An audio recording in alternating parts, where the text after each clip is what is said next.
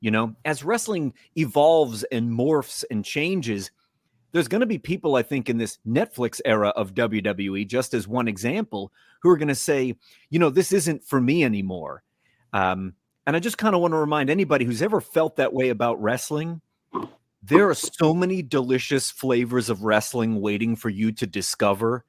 Don't imagine that just because what the industry leader is making, or when any of the corporate level players, WWE, AEW, New Japan, what they are making and their subsidiaries are making, like NXT and ROH, that doesn't mean there isn't wrestling out there for you.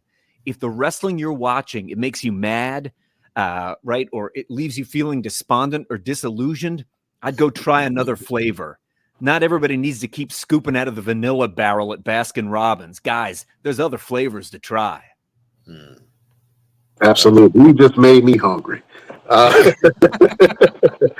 Let's talk about your evolution real quick, because I have this picture. I started digging a little bit on your social media, but I saw this picture, man, of when you first started to now. Can you talk about your evolution as a wrestler from this picture in 1994?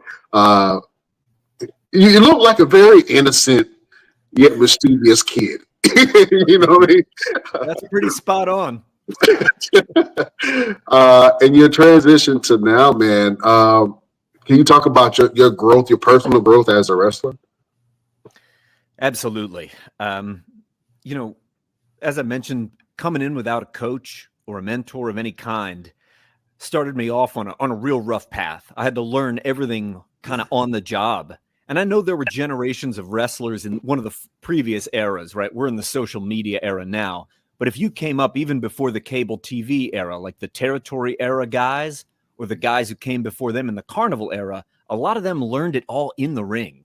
It was on the job training. It's not like we have now where you go to a training center and someone teaches you the craft from a curriculum. It was you get in the ring and somebody punches you in the face and you figure it out real fast. But in those early days, and even after those early days, I had to make a lot of the mistakes myself. You know, I had to screw things up a whole lot. I learned the lessons mostly the hard way to get to where I'm at.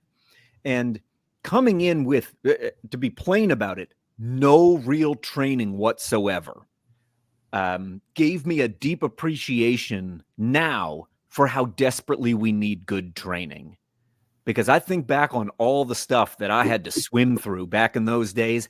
If I'd only had a trainer, if I'd only had a coach, I probably could have come a lot closer to achieving my ultimate career goal, which was always to be invited to participate in the Super J Cup tournament in Japan.